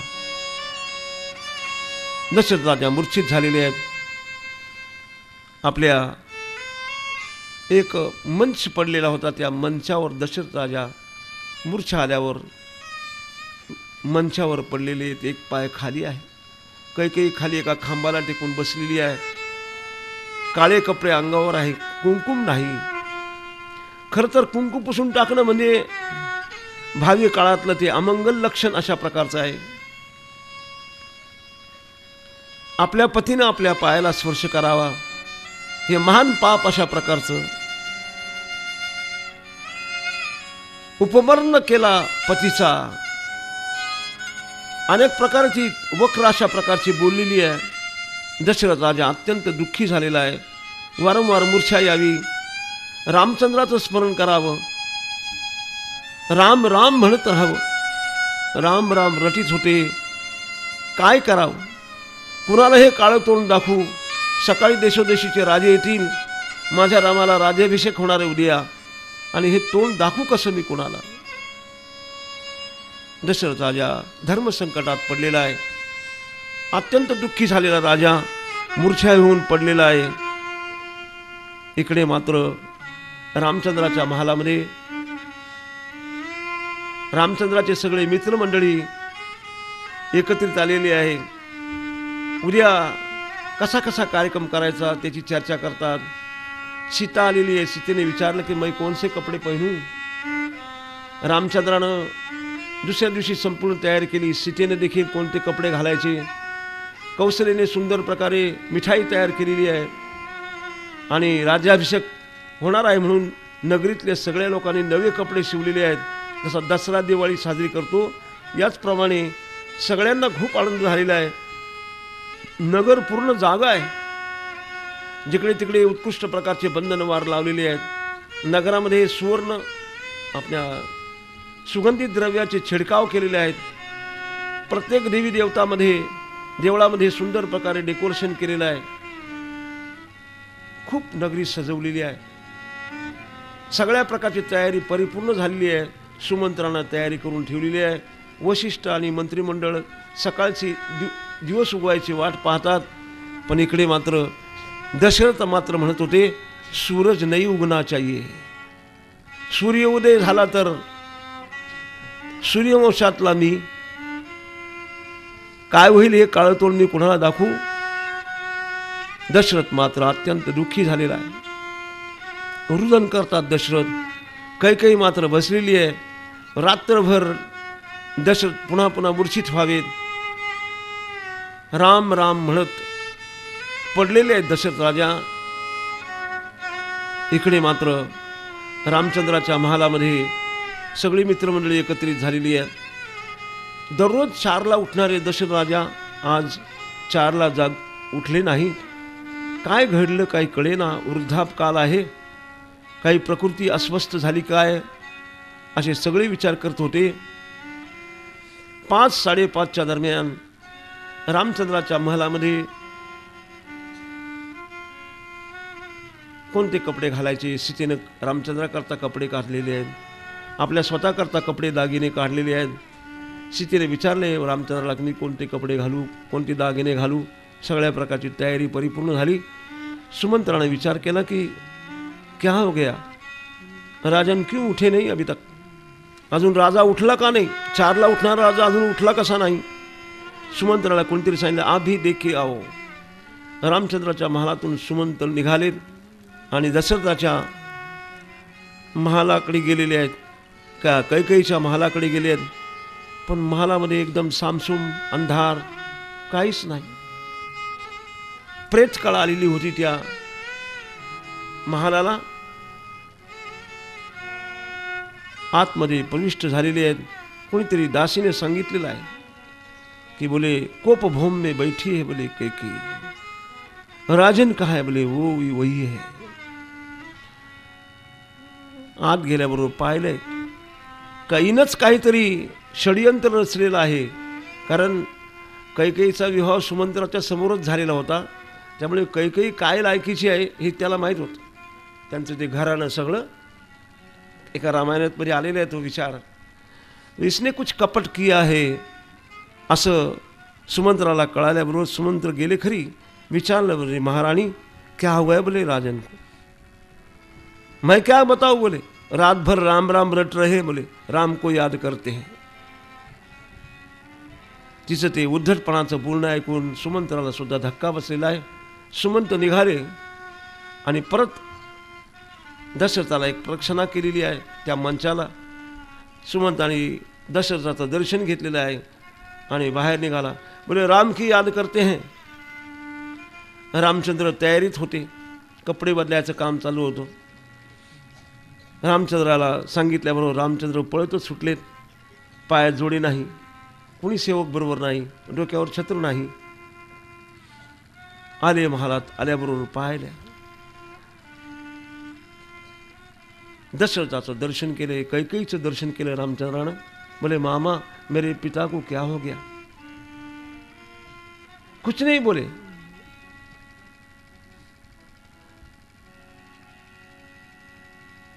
क्यों सोए, क्या हो गया, तबीयत ठीक नहीं. बोले तबीयत तो ठीक है पर रात भर बोले राम आप काय नाम रट रहे हैं. तुझंच नाव म्हणले रात्रभर सारखं घेतात. बोले क्यों क्या हो गया. जब धरोहर के रूप में 2 वर मुझे दिए थे उन्होंने तो मैंने मांग लिए इसलिए वो रुट गए. असं होतं का. 2 वर ठेवले होते म्हटलं ते मागितले म्हणून त्यांना असं झालं म्हटलं. खोटं बोलती ती चक्कपैकी. काय वर मागितले. दशरथाने कधीही सांगितले नाही रामाला वनवासात जाण्याकरता. लक्षात ठेवा.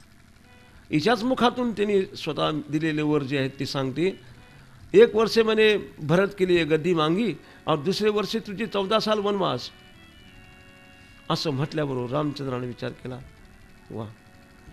रामचंद्राला क्रोध आला नाही, दुःख झालं नाही. कारण परमात्मा सम आहे. तिथे कोणत्या प्रकारचं दुःख झालं नाही रामचंद्रा. पण रामचंद्रानं पुन्हा दशरथाचं वंदन केलेलं आहे. दशरथ राजाने मुखावर अशा प्रकारे वस्त्र घेतलेलं आहे, पांघरून घेतलेलं आहे. तोंड दाखवित नाही पण रामाचं स्मरण करतोय. दशरथाच्या जवळ गेले तर रामानं दर्शन केलेलं आहे दशरथाचं आणि विचारू लागले पिताजी क्या हो गया आप क्यों रोते.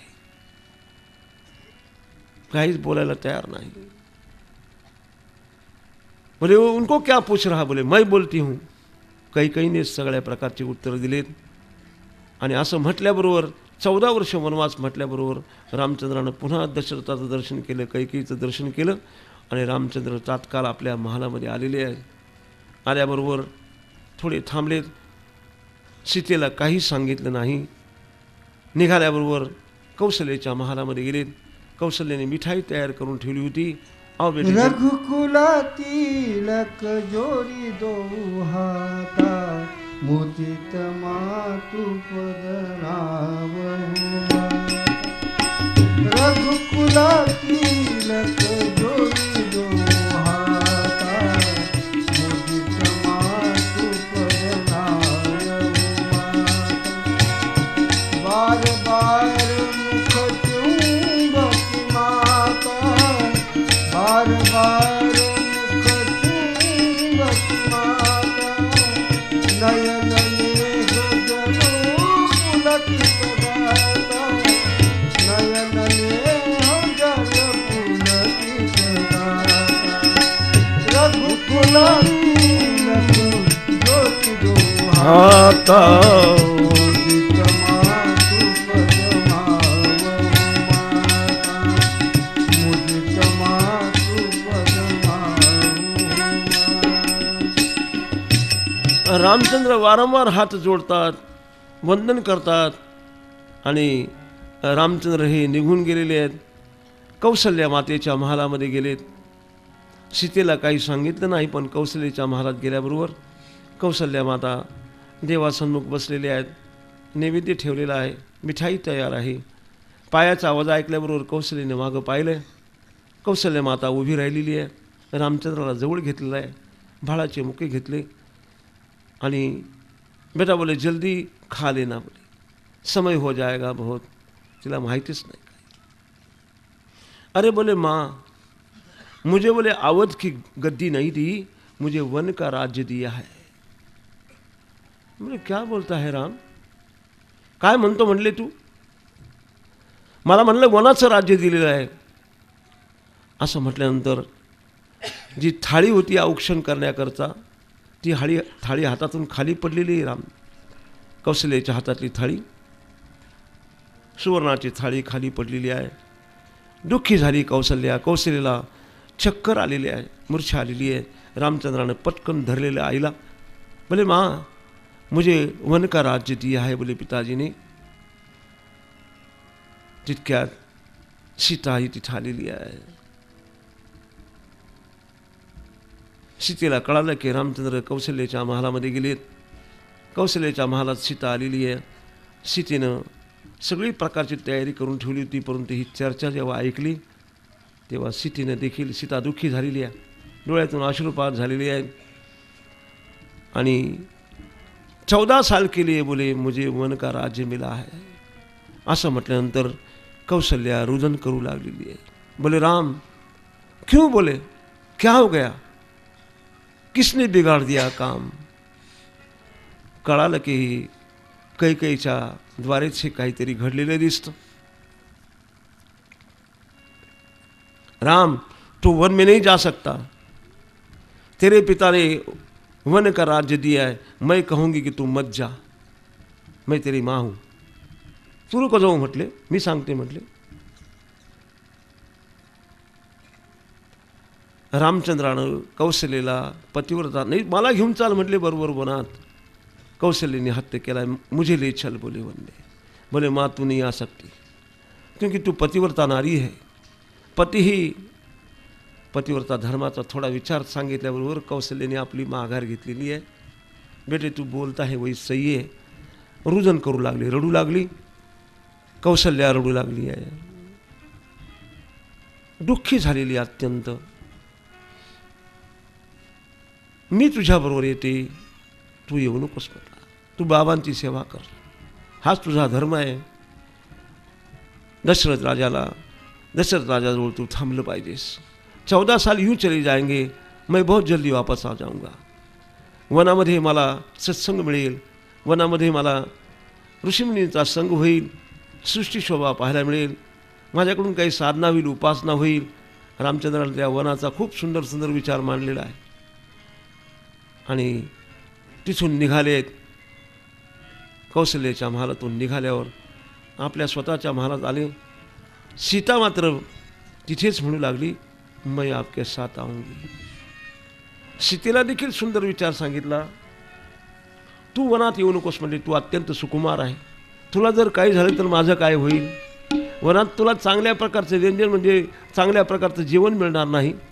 गादीवर झोपता येणार नाही, मंचावर झोपता येणार नाही. थंडी, वारा, ऊन यांनी तुला त्रास होईल. तू सुकुमार आहे, राजकन्या आहेस. तिथे कधी कच्चे फळं खावं लागतील, कधी पिकलेले फळं मिळतील. गार पाण्याने स्नान करावं लागेल. गिरिगुफातमध्ये राहावं लागेल. तू येऊ नकोस, तू फार सुकुमार आहे. सुंदर विचार ती सांगते. बोले जहाँ मेरा पति होगा वही मेरा स्वर्ग है.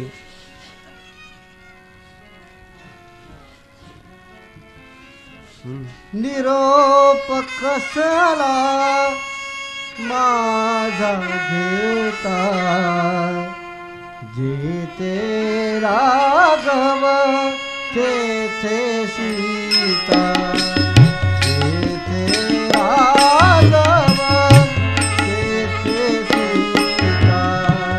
निरोप माझा घेता राघव तेथे सीता.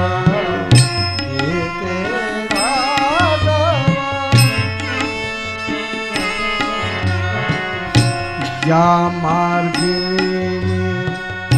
चरण चालते, ज्या मार्गे हे चरण चालती, त्या मार्गे त्यांच्या पुढती वनवासाची मला भीती, वनवासाची मला भीती.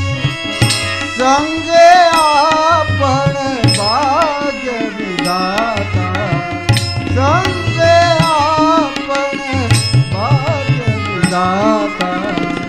जेथे राघव तेथे सीता. निरोप कसला माझा घेता, जेथे राघव तेथे सीता, जेथे राघव तेथे सीता, जेथे राघव तेथे सीता. रामचंद्र म्हणू लागले की 14 वर्षे आता जातील. बाबांची आणि आईची तू सेवा कर, त्यांना आधार होईल. माझी चिंता करू नकोस, तुला हा वनवास सहन होणार नाही. अनेक प्रकारे समजून सांगण्याचा प्रयत्न केला, पण सीता मात्र मान्य कराली. सीता रुदन करू लागलेली आहे. हे आर्यपुत्र, आप मुझे अकेले छोड़कर मत जाना. मैं आपकी धर्मी पत्नी हूं और आपकी भक्त हूं. मैं आपके बगैर नहीं रह सकती. रामचंद्राला म्हणले की जिथे माझा पती असेल तिथे स्वर्ग आहे. कोणासाठी सदनी राहू, कोणासाठी सदनी राहू. का विरहाच्या उन्हात नाहू, का विरहावर छत्र पाहू. का भरतावर छत्रत पाहू. दास्य का करू कारण नसता, जेथे राघव तेथे सीता. निरोप कसला माझा घेता, जेथे राघव तेथे सीता, जेथे राघव तेथे सीता. माझा निरोप कसा घेता. जिथे राघव तिथे सीता, हे ठरलेले, याच्यात बदल होत नाही. शेवट रुदन करता करता रामचंद्राचे पाय धरलेले आहेत। रामचंद्राला म्हणू लागली सीता, अगर मुझे साथ न ले जाओगे तो मेरे प्राण ही आपके साथ आ जाएंगे। मी एकटी राहू शकत नाही। धर्मविचार सीता सांगते रामचंद्राला। वनामध्ये अनेक प्रकारचा जो त्रास आहे, दुःख आहे, त्याचं वर्णन रामचंद्रानं खूप केलेलं आहे। सीतेची आंतरिक इच्छा काय आहे याचा तपास चांगल्या प्रकारे घेतला रामचंद्रानं आणि शेवट रामचंद्रानं सांगितलं की काही हरकत नाही, चल म्हटले तू माझ्या। परवानगी दिलेली आहे। सीता तयारी लागलेले, आता अंगीवरचे दागिने काढून टाकलेले आहेत। सौभाग्य अलंकारा व्यतिरिक्त काही नाही। रामचंद्र हे महालातून बाहेर निघाल्याबरोबर रस्त्यामध्ये लक्ष्मण आडवा झालेला आहे। लक्ष्मण आडवा झाल्याबरोबर लक्ष्मणानं दर्शन घेतले रामचंद्राचं। बोले कोण है? बोले रामचंद्राला गादीवर कोण बसू देत नाही, त्याचा शिरच्छेद करील म्हटला। खूप विचार मांडलेला आहे लक्ष्मणानं। त्याला मदत करील, त्याला मी ठार मारीन। लक्ष्मण क्रोधायमान झालेला आहे। लक्ष्मणाचा हात दाबला। लक्ष्मणाला सांगितला, किसका घर, किसका राज, किसकी गद्दी, हे कुणाचं आहे? सगळं अनित्य असलेलं जे आहे त्याच्यावर प्रेम करणं हेच मूर्खत्वाचं लक्षण आहे, अज्ञानाचं लक्षण आहे। आपलं काही नाही, कशा करता तू भांडण करतो, कुणाला मारतो, कशा करता मारतो? खूप तत्वज्ञानाचा विचार लक्ष्मणाला सांगितला आहे। लक्ष्मणालाही सांगितल्याबरोबर नित्यानित्य विवेक सांगितला आहे लक्ष्मणाला। लक्ष्मणाचं चित्त शांत झाले। लक्ष्मण म्हटला, इस राज का मेरा कोई संबंध नहीं, मैं आपका दास हूँ, मैं आपके सिवाय नहीं रह सकता, मैं आपके साथ आऊँगा। लक्ष्मण म्हटला, ठीक आहे, तू तुझ्या आईची परवानगी घेऊन ये। लक्ष्मण सुमित्रेकडे गेला आहे, वंदन केलेलं आईला आणि सांगितलं, मी रामचंद्राबरोबर वनात जाणार आहे। 14 वर्षाचा वनवास रामचंद्राला मिळाला, वन का राज्य मिल गया है, मैं उसके साथ जाऊंगा। सुमित्रेने सुंदर विचार मांडला। तू कशा करता मला विचारायला आला? म्हणला, सीता और राम ही तेरे पिता और माता है, जाओ बेटे उनकी सेवा करो। सुमित्रेचा पुत्र है, तू तो मेरा पुत्र है। राम जी और सीता की सेवा करो। तात तुम्हारी मातु वैदेही, पिता ही रामु मातु स्नेही। तात तुम्हारी मातु वैदेही, पिता ही रामु मातु स्नेही। अवध कहा जहाँ राम निवासी, कहि दिवस जह भानु प्रकाशी। जो पैसिया राम बन जाई, अवध तुम्हार काजु सुनाए। सात तुम्हारी मातु वैदेही, पिता ही राम सब बन गए। तात तुम्हारी मातु वैदेही, पिता ही राम भाति सने।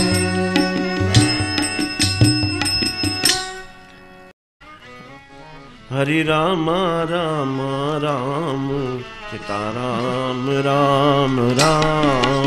हरे राम राम राम सीताराम राम राम। हरि राम राम राम सीताराम राम राम। हरे राम राम राम सीताराम राम राम। हरि राम राम राम सीताराम राम राम। हरे राम राम राम सीता राम राम राम हरे राम राम राम सीता राम राम राम हरे राम राम राम सीता राम राम राम हरे राम राम राम सीता राम राम राम हरे राम राम राम सीता राम राम राम हरे राम